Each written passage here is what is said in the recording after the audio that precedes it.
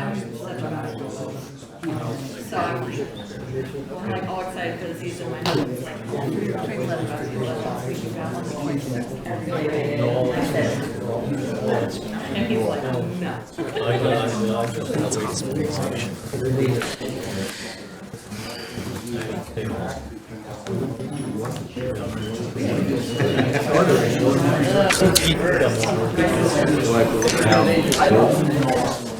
Everything behind it.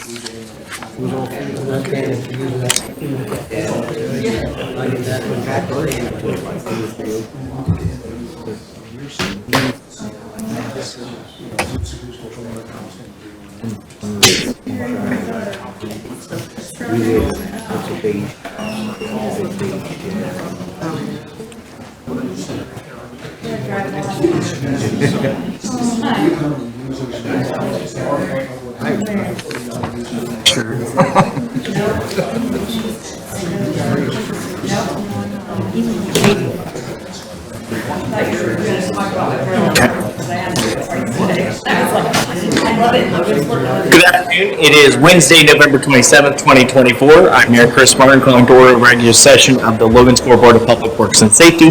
We'll start with the Pledge of Allegiance. I pledge allegiance to the flag of the United States of America and to the republic for which it stands, one nation, under God, indivisible, with liberty and justice for all. Roll call. Levi Jones.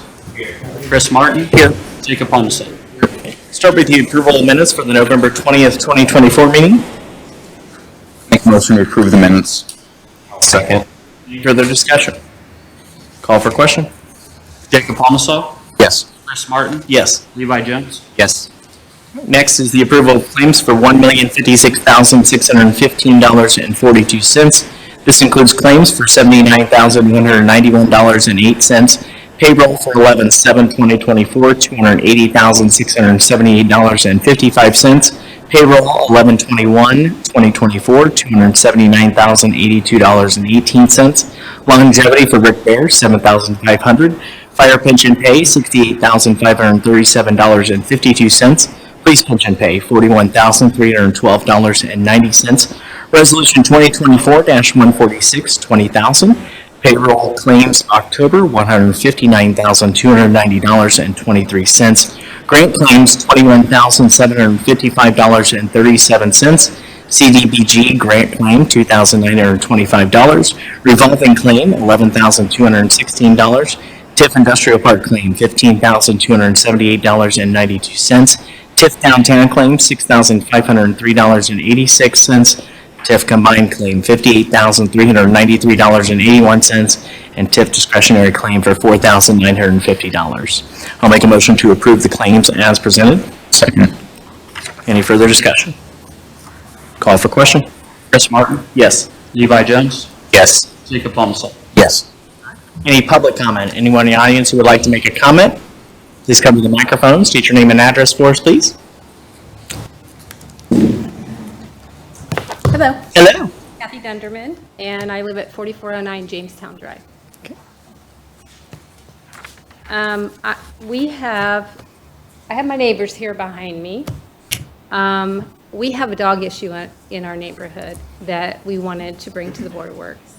I have talked, and they have talked with the dog catcher. We're not in any way saying he's not doing his job. That's not what we mean. I've also talked with Sean Hashman. I talked to him last week. And both very receptive, very supportive. We had an incident on October 26th that one of our neighbors, they have two Dobermans. One of the Dobermans got out and ended up on Georgian Lane.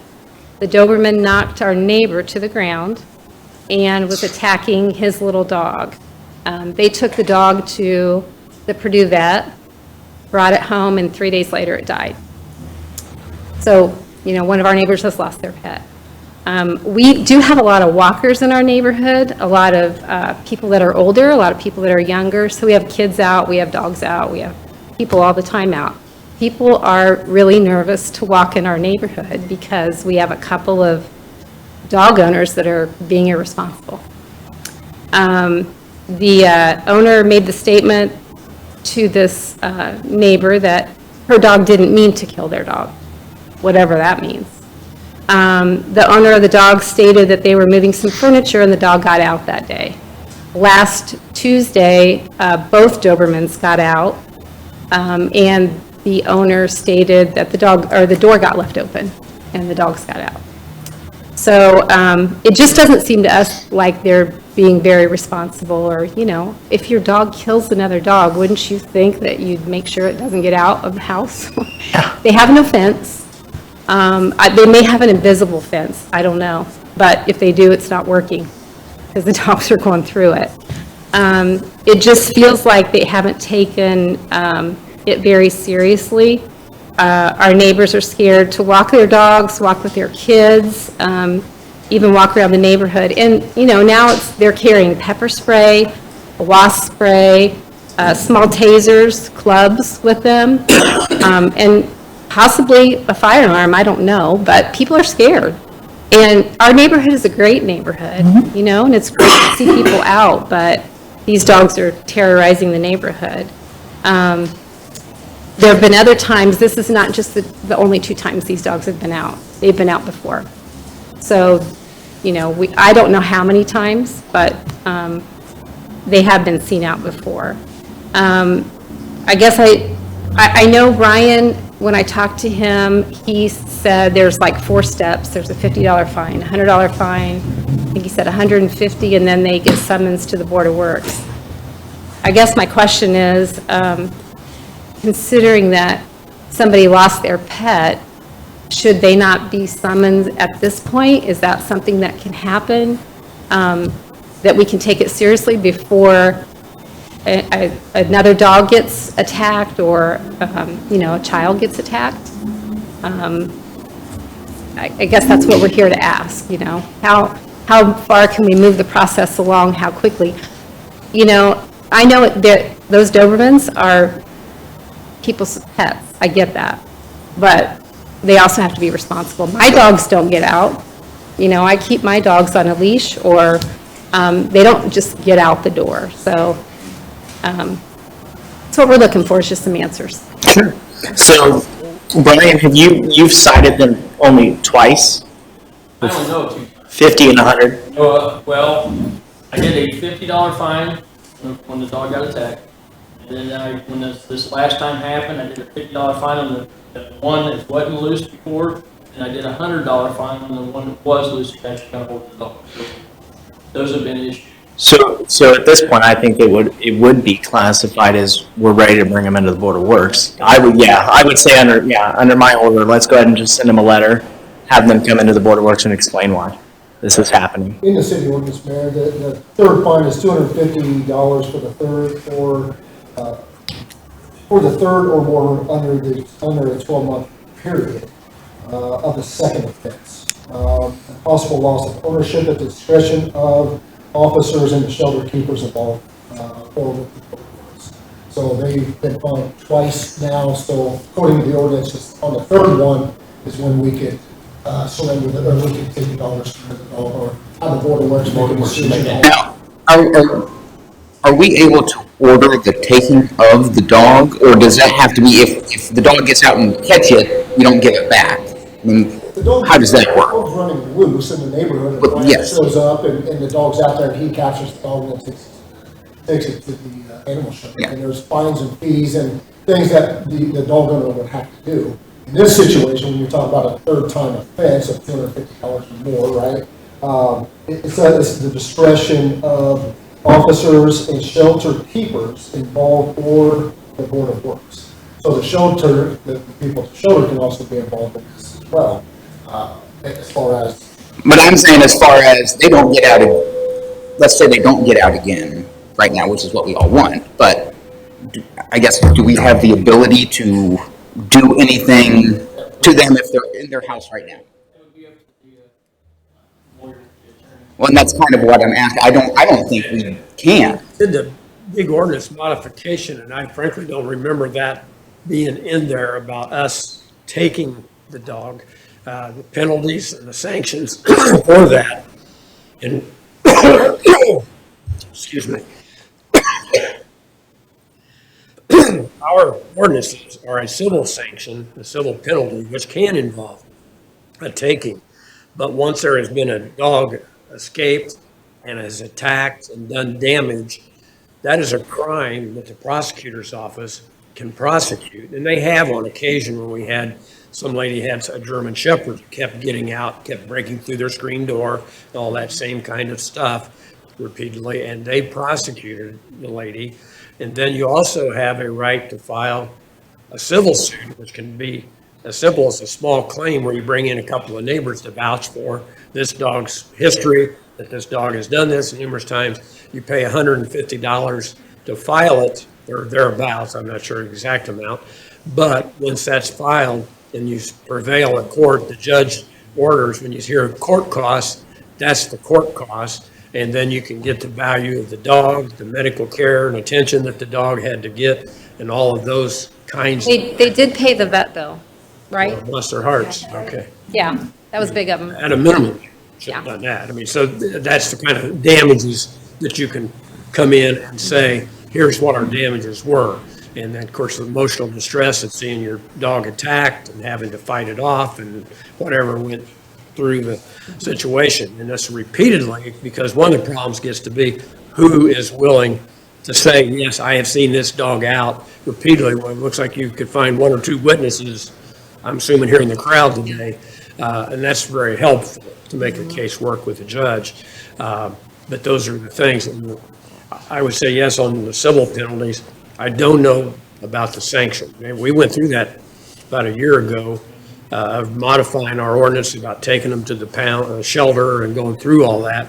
And then it got turned, because we got a new shelter person in charge and things, but that provision should be relatively new. And I'll give the chief on that about taking the dog, but these other things are in effect now. I know, like state code, when you have something, when it's the, state statute, whether it's an actual dog bite, like on a human case, then there's a procedure for removing the dog even afterwards. But for a situation like this, I don't know Yes. where we have the authority on that. Dog or animal and human, it's a little different. Yeah.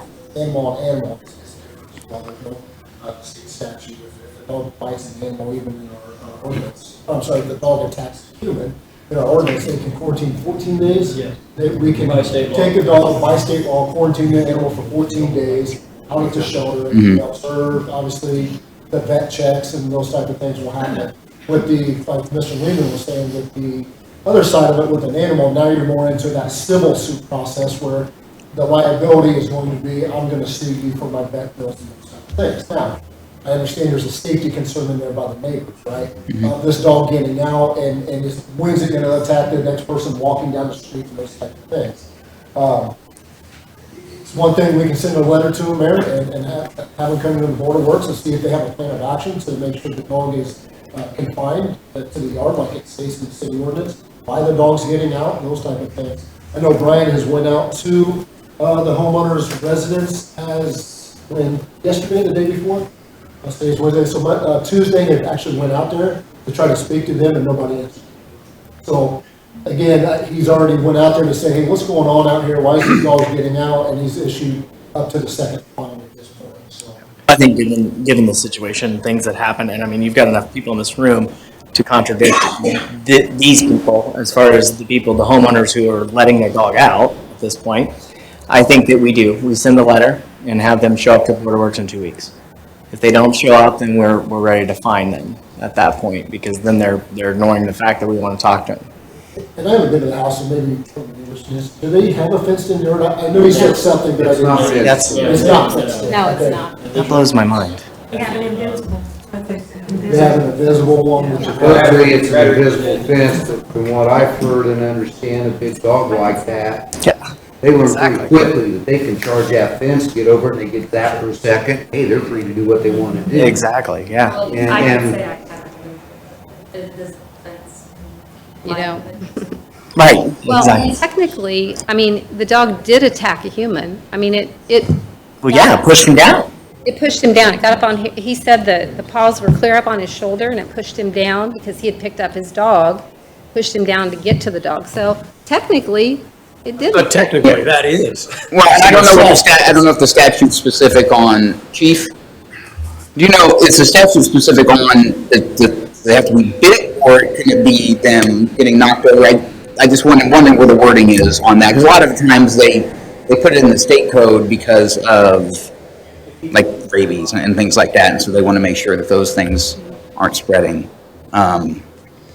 As far as the rest of it, I mean, I think we can send a letter, get a plan of action. I just don't know, as far as enforcement, unless it gets out again, where we go, as far as we need to make sure that they pay their fines that they currently have.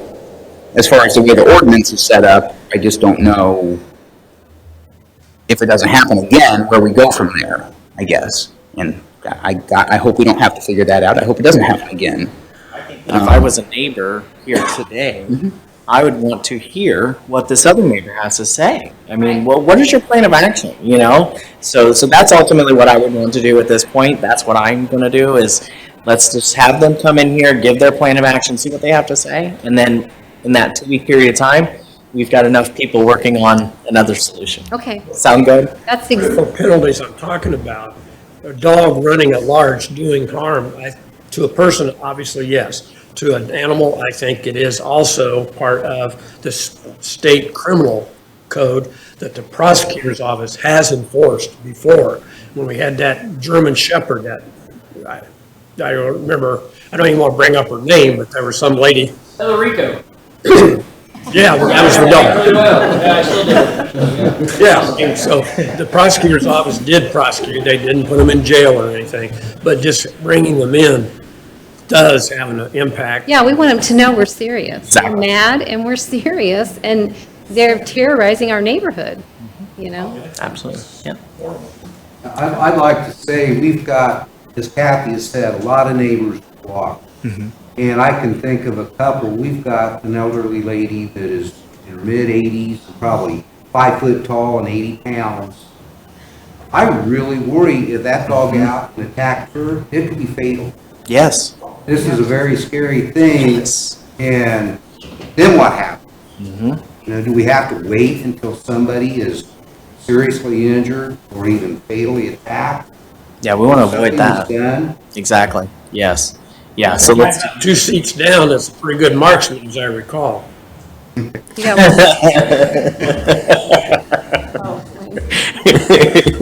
But do I get in trouble for shooting him? Not in self-defense. Well, we appreciate you taking us absolutely. seriously. Yes, thank you for coming. We and appreciate caring. it. We Yes. appreciate that. Absolutely. All right, any other public comments? All right. When they'll be here for the meeting? Yes, 2 weeks. So we're going to set it for 2 weeks. Yep, that's the date. 2 weeks from today. Yep. Yeah, so if you guys want to come, feel free. All right. New business, contracts and agreements. We'll start with Tyler. Yeah, this is the software that they use at the cemetery to keep track of plots and stuff. It's a yearly subscription they pay for. I'll make a motion to approve the Pontum software annual subscription. Second. Any further discussion? Call for question. Thank you. Jacob Palmasa. Yes. Chris Martin. Hey, Lane, how are you? Good. Yes. Sorry. Levi Jones. Yes. Yeah. How's retirement treating you?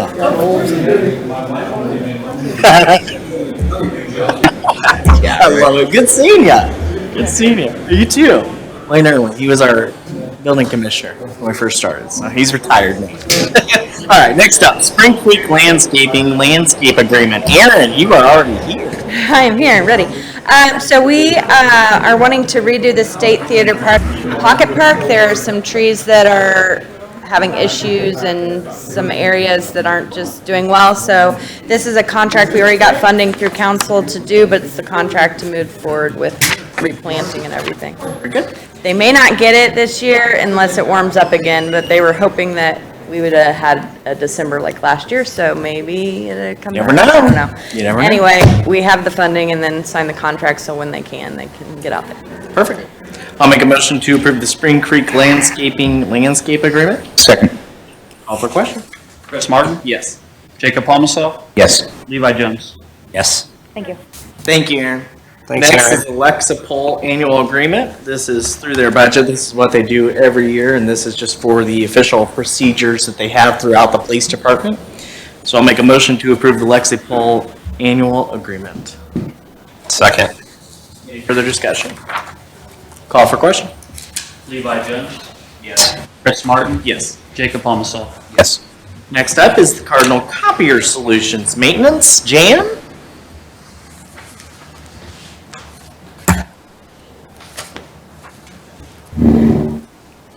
Yeah, this is just our annual copy. So, Yeah, those are fun, aren't they?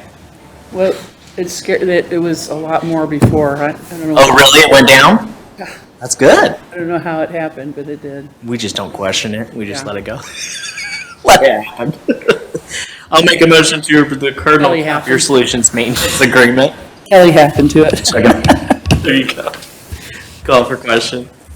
Chris Martin, Yes. Levi Jones, Yes. Jacob Palmasol. Yes. All right. Next up is Servicegate, yeah. This is an amendment to the previous contract. It's a little more, and we have a little more money. This is actually the money that we got from the auction that we moved into this, so. Yep, We've I got the see money that. to cover that. I love it. All right. I'll make a motion to approve the Servicescape Christmas in the Park service agreement.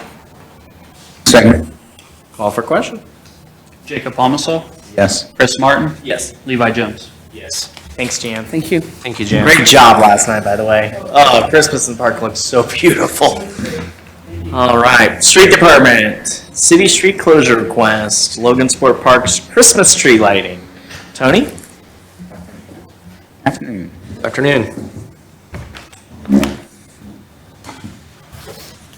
Yeah, this is just to block off 4th Street during Christmas tree lighting. It'll be blocked off for a couple of hours. Parking will be limited most of the day.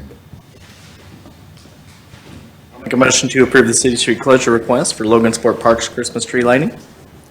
I just have a question Yes. before we go through this. I work at Security Federal, as you know, and we're open till 6, so they will not be blocked off until 6, correct? Well, this is just between Market and Little Turtle Waterway. On 4th Street. So right here. Market in the. Right, but our drive-through, the customers have to have a way to exit, so, and we're open till 6 was my only concern. Yeah, so we're south of you guys. Yeah, Okay, good, On the good, other good. side. Okay, gotcha, Yeah. gotcha. yeah, you'll be fine. Call for question.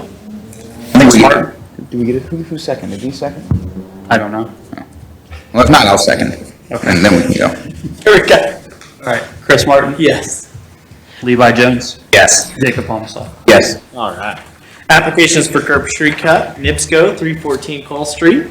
This is just an alley cut and it's to install a gas line. I'm fine with that. Make a motion to approve the applications for curb street cut for NIPSCO at 314 Cole Street. Second. Call for question. Jacob Palmasol, Yes. Chris Martin, Yes. Levi Jones. Yes. Applications for curb street cut for prime contract, 67 21st Street. Yeah, this is one, Prime was just in yesterday, and I think the resident wanted to wait till after Thanksgiving now, so date will be wrong, but it's on the dead end of 21st. She is the last house and gonna be the only person inconvenienced by it, so Exactly. Yeah. I'm fine with it. Okay. I'll make a motion to approve the applications for curb street cut for prime contracting at 67 21st Street. Second. Call for question. Chris Martin, Yes. Jacob Palmasol, Yes. Levi Jones. Yes. Applications for curb street cut for urban cable construction. This is for 101 Eberts Road and 300 South Hillcrest Drive. What is this for, Tony? Yeah, these, both are for telecommunication infrastructure upgrade. Okay, Frontier. Right, yeah, for All right. Frontier, yes. I'll make a motion to approve the applications for curb street cut for 101 Eberts Road and 300 South Hillcrest Drive. Second. Call for question. Jacob Palmasol, Yes. Levi Jones, Yes. Chris Martin. Yes. All right, sign requests. You ready? Those were, I don't know how those got on because we Oh, we're not doing those? approved those 2 weeks ago. Oh, okay. Okay. All right. No, no, no. I'll make a motion to remove sign requests from the agenda. I'll second. Call for question. Chris Martin, Yes. Jacob Palmasol, Yes. Levi Jones. Yes. All right. Code Enforcement Weekly Report, Randy. Randy? Last week, we sent out 36 new notices. We had 34 cleaned from the week before. We got 5 properties that are now pending for the year. No citations sent out.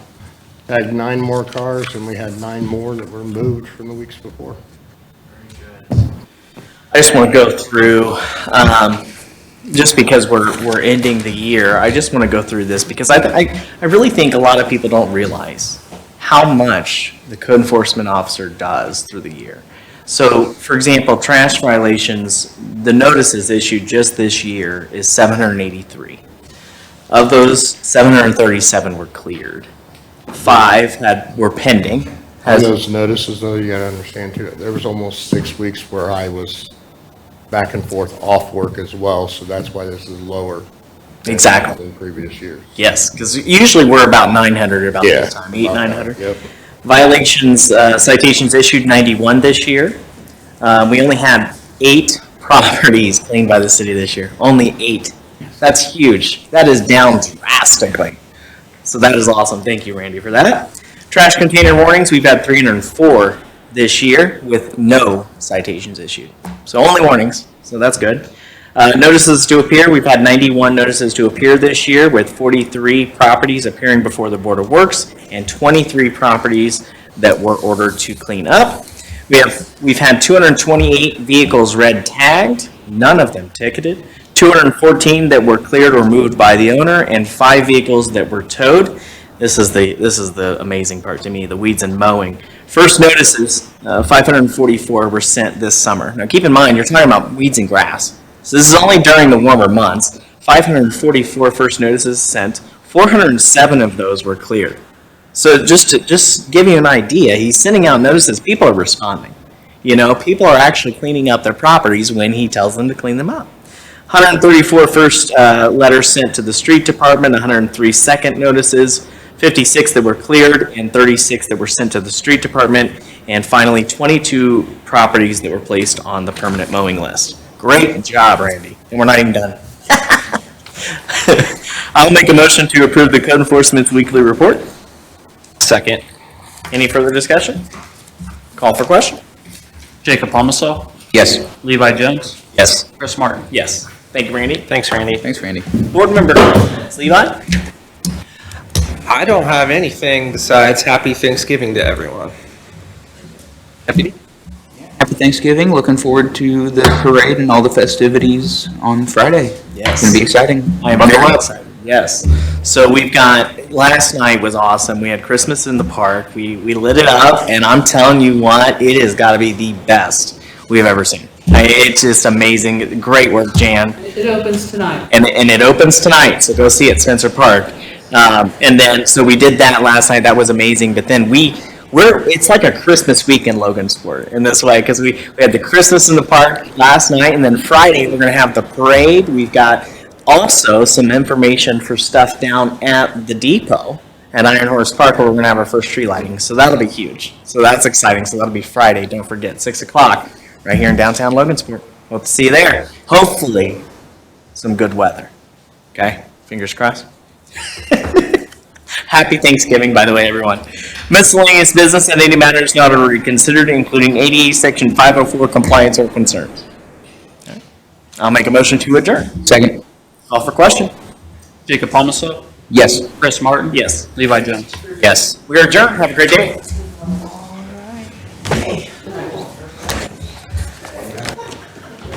Cherry on top once in a while. Exactly. Every now and then you gotta.